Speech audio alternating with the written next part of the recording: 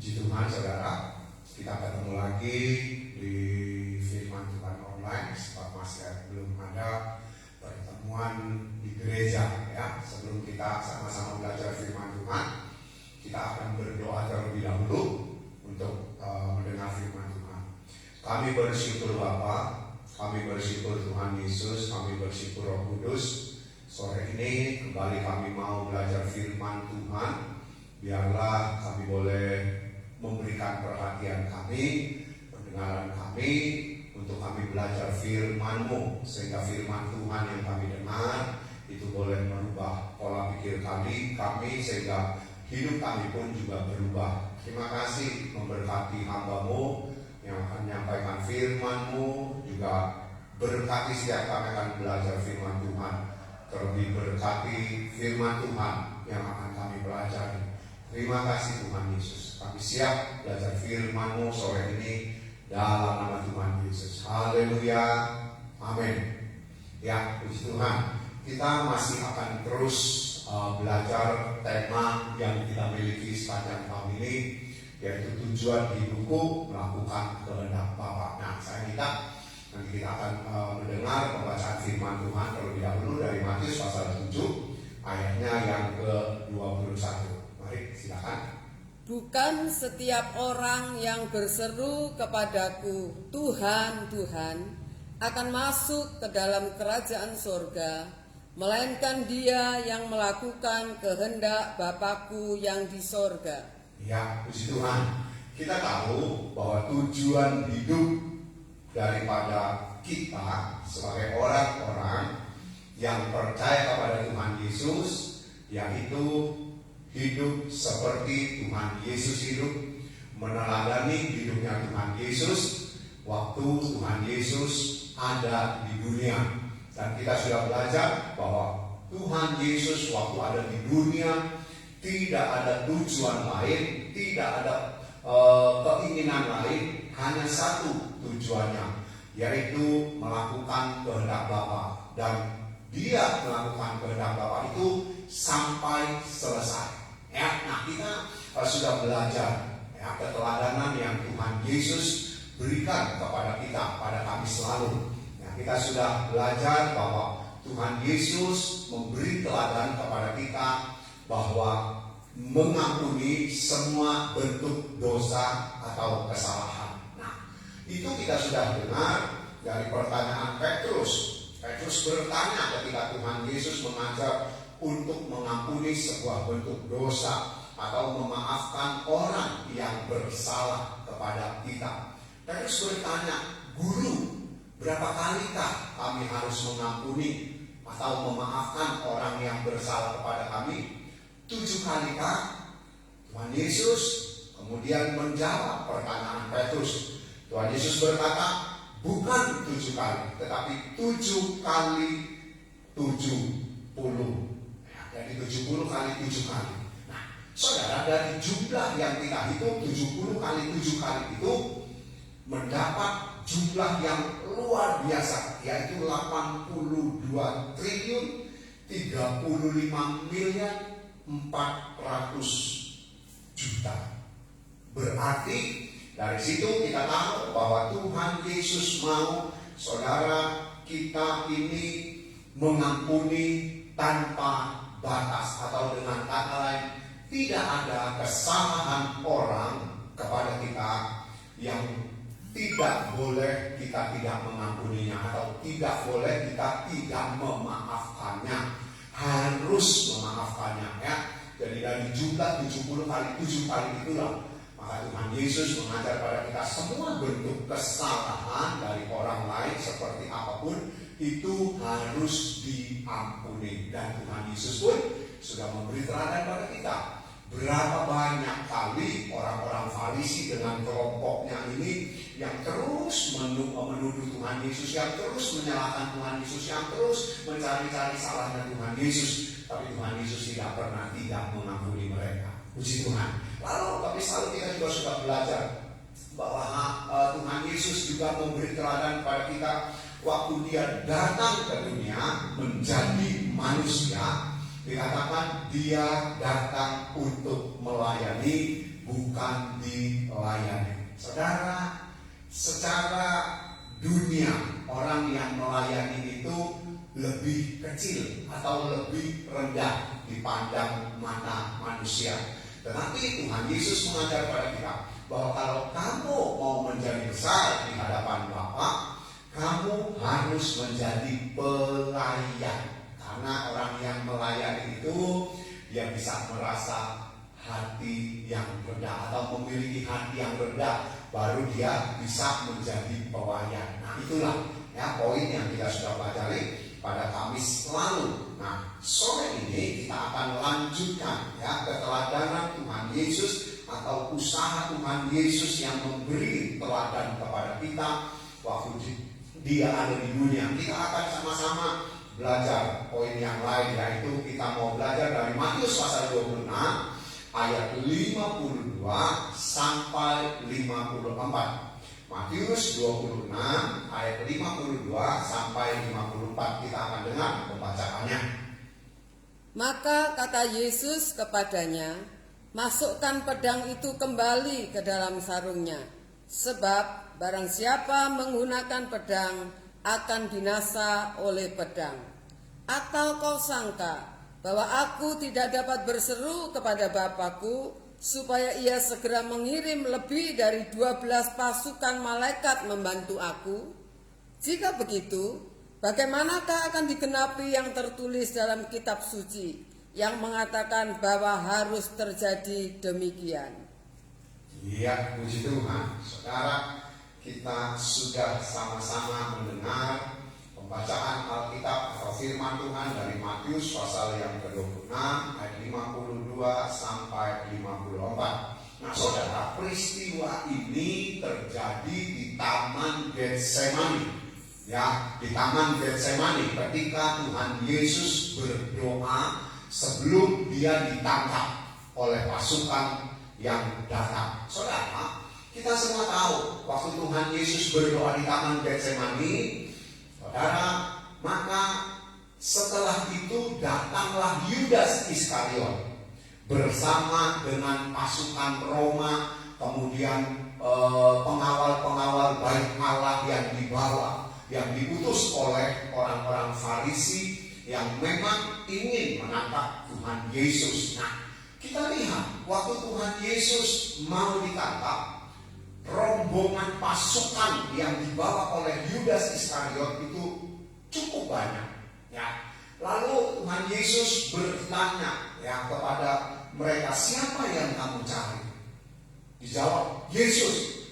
Lalu Tuhan Yesus bilang, ini aku. Nah, saudara, di peristiwa itu waktu Tuhan Yesus melihat begitu banyak atau cukup banyak pasukan yang datang dibawa oleh Yudas Iskariot bersama dengan pengawal-pengawal bait Allah yang ikut juga, maka Tuhan Yesus berkata kepada mereka itu supaya mereka itu ya tidak usah kalau bisa membawa rombongan pasukan. Tetapi saudara, Tuhan Yesus juga berkata, kalau aku mau, ya, aku bisa memanggil pasukan malaikat dari sorga untuk menghalangi, ya, untuk menghalangi rencana penangkapan yang akan dilakukan atas Tuhan Yesus atau kepada Tuhan Yesus. Nah, saudara, kita lihat di dalam peristiwa itu Tuhan Yesus berkata, ayat 53, atau kau sangka bahwa aku tidak dapat berseru kepada Bapakku supaya dia segera mengirim lebih dari 12 pasukan malaikat membantu aku? Nah, waktu Tuhan Yesus melihat pasukan itu, dia bertanya, atau tidak tahukah kamu?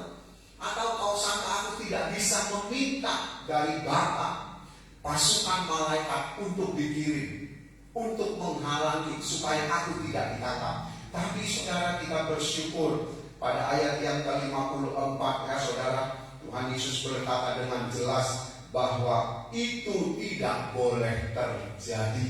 Atau dengan kata lain, Tuhan Yesus tidak meminta Bapa memutus pasukan malaikat turun dari sorga untuk menghalangi pasukan yang dibawa oleh Yudas Iskariot yang ingin menangkap Tuhan Yesus. Ayat 54 dikatakan, jika begitu bagaimana akan digenapi yang tertulis dalam kitab suci yang mengatakan bahwa harus terjadi demikian. Nah, kita lihat, saudara, kita dengar apa yang Tuhan Yesus katakan dari Matius 26 ayat 54, itu tidak boleh terjadi sebab untuk menggenapi apa yang sudah dinubuatkan, yaitu Tuhan Yesus harus ditangkap, kemudian diadili dan mati di kayu salib untuk menebus dosa semua umat manusia. Saudara, kita lihat ya, walaupun Tuhan Yesus berkuasa, Dia adalah Tuhan, ya, Dia turun menjadi manusia. Walaupun kita lihat Tuhan Yesus berkuasa, tapi Tuhan Yesus tidak menggunakan kuasanya, tidak menggunakan kekuatannya untuk apa? Untuk melawan pasukan yang dibawa oleh Yudas Iskariot.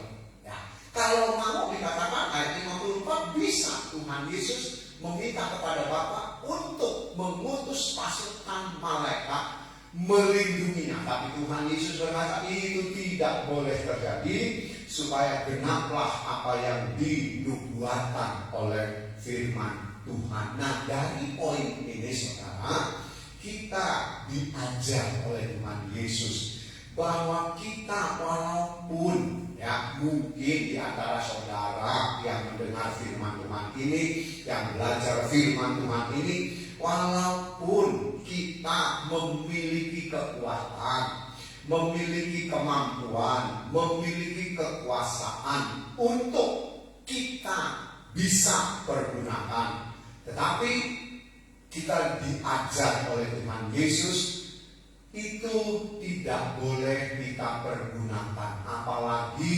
untuk melawan, untuk membela diri. Kita mau belajar seperti Tuhan Yesus, Dia menyerahkan semua yang terjadi atas hidupnya sebagai contoh pada kita, ya, menggenapi firman Tuhan. Nah, kita mau belajar saudara seperti Tuhan Yesus, ya, walaupun mungkin kita punya kekuatan, kemampuan, kuasa, bisa ya melawan orang-orang yang ingin mencelakakan kita, ya, yang ingin berbuat jahat kepada kita seperti pasukan Roma yang ingin menangkap Tuhan Yesus, tapi Tuhan Yesus tetap memberi teladan, jangan melawan. Ya, kita mau belajar tidak menggunakan kekuatan manusia kita. Kita mau belajar untuk berserah kepada Tuhan Yesus. Kita mau belajar untuk berserah menggunakan kekuatan dari Bapa saja. Nah, kita sudah lihat itu poin yang kita sudah pelajari. Kita akan maju lagi, ya. Kita mau mendengar membacakan dari Matius 26 ayat 59 dan ayatnya yang ke-60. Ini poin berikut yang kita akan pelajari. Mari silakan dibaca. Imam-imam kepala malah seluruh mahkamah agama mencari kesaksian palsu terhadap Yesus supaya ia dapat dihukum mati. Tetapi mereka tidak memperolehnya, walaupun tampil banyak saksi dusta. Tetapi akhirnya tampillah 2 orang.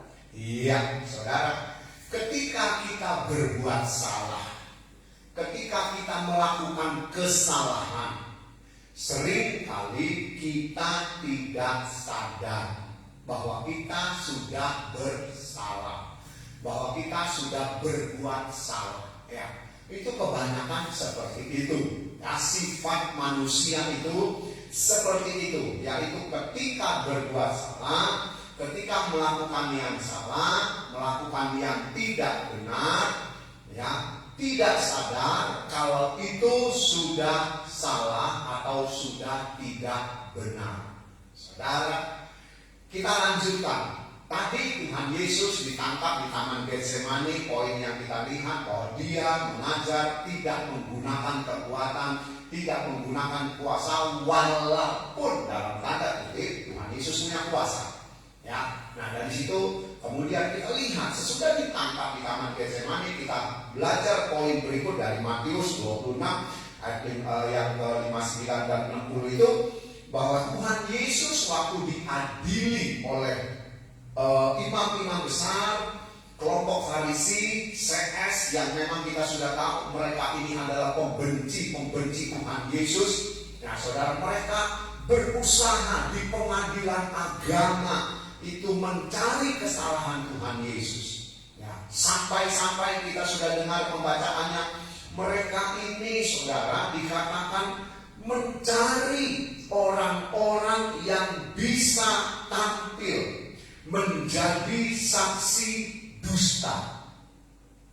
Alkitab berkata dengan jelas, orang Farisi, imam-imam ini, saudara, dengan kelompoknya mencari orang-orang, ya di dalam ayat 60 dikatakan, tetapi mereka tidak memperolehnya walaupun tampil banyak saksi dusta.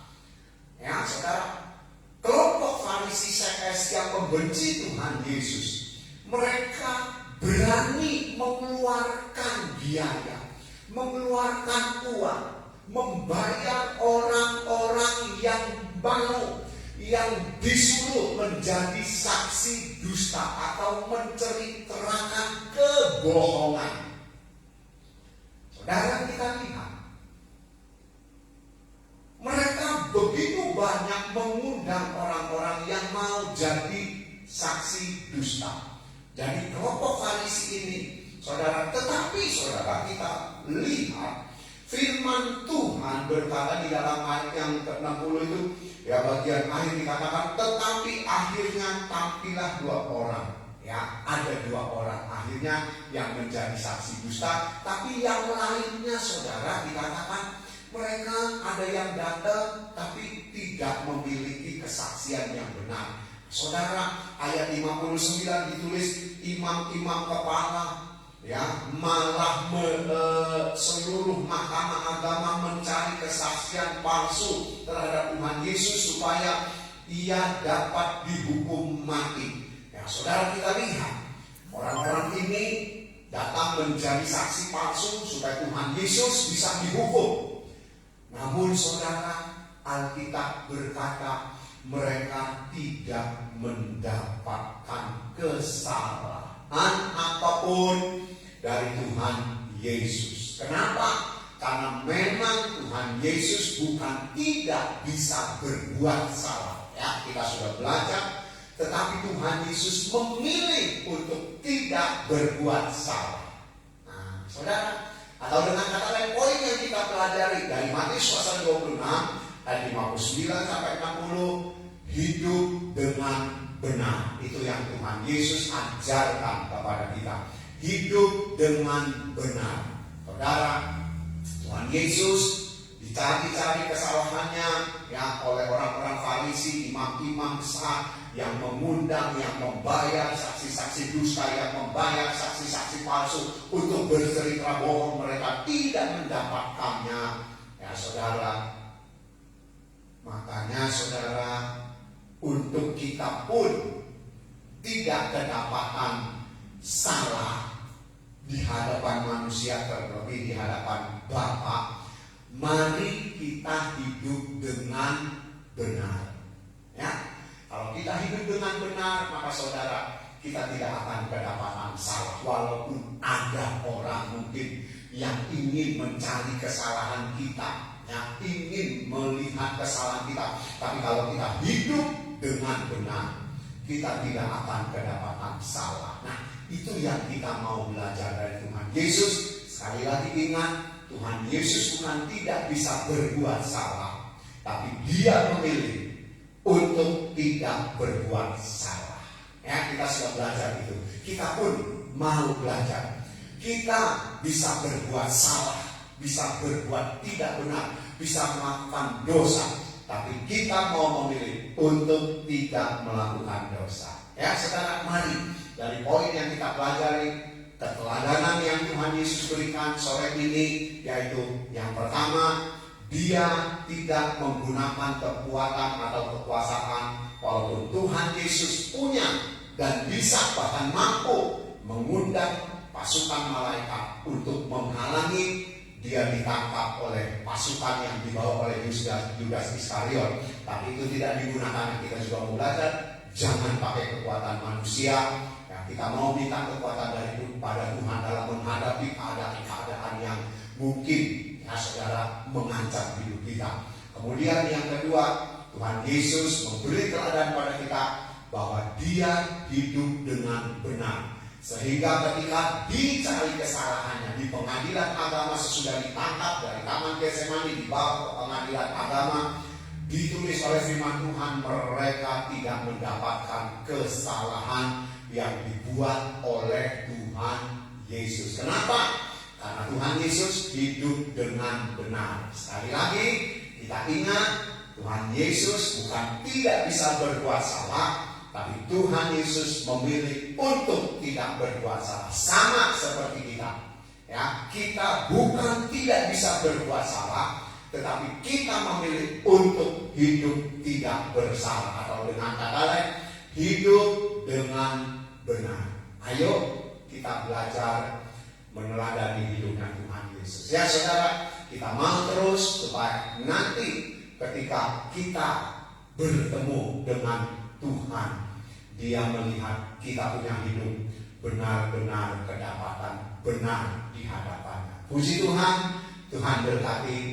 Ya, kita akan berdoa sebelum kita tutup acara siaran atau online dari firman Tuhan ini. Ya, mari kita berdoa. Kami berterima kasih Bapa, kami berterima kasih Tuhan Yesus, kami berterima kasih Roh Kudus. Kalau kami sudah belajar lagi keteladanan-Mu Tuhan Yesus, yang sudah memberi teladan pada kami, walaupun Engkau adalah Tuhan yang berkuasa, yang memiliki kemampuan, memiliki kekuatan, memiliki kesanggupan untuk menggunakan kekuatan yang ada di dalam hidup-Mu, tapi Engkau tidak menggunakannya. Engkau memberi teladan kepada kami sebagai pengikut-Mu Tuhan Yesus, supaya kami juga meneladani hidup-Mu. Kami tidak menggunakan kekuatan manusia kami yang kami miliki, kemampuan kami. Biarlah kami mau belajar berserah kepada Engkau. Demikian juga kami sudah belajar bahwa Engkau ketika diadili, dicari kesalahannya oleh orang-orang Farisi, imam-imam besar yang membayar para saksi dusta untuk bercerita bohong, tetapi mereka tidak mendapatkan kesalahan yang ada di dalam hidup-Mu Tuhan Yesus, karena Engkau hidup dengan benar. Ya, biarlah kami juga mau belajar seperti Engkau. Kami bukan tidak bisa bersalah, bukan tidak bisa berbuat dosa, tapi kami memilih seperti Engkau Tuhan Yesus. Engkau bukan tidak bisa bersalah, tapi Engkau memberi teladan pada kami. Engkau hidup tidak bersalah atau memilih untuk tidak berbuat salah. Kami juga mau memilih untuk hidup tidak berbuat salah. Terima kasih buat kebenaran firman-Mu yang sudah kami pelajari. Biarlah itu terus merubah pola pikir kami, juga merubah hidup kami, bahkan hati kami, sehingga kami kedapatan benar-benar benar di hadapan-Mu ketika kami dipanggil pulang. Terima kasih buat berkat firman Tuhan yang sudah memberkati kami semua, juga berkat yang sudah kami terima dalam kebenaran firman. Terima kasih. Kami akhiri acara ini dalam nama Tuhan Yesus. Haleluya. Amin. Puji Tuhan, Tuhan berkati. Kita masih ketemu di siaran online pada hari Minggu ya, sebab kita masih belum ada kebaktian atau pertemuan gereja hari Minggu. Tuhan berkati, sampai ketemu.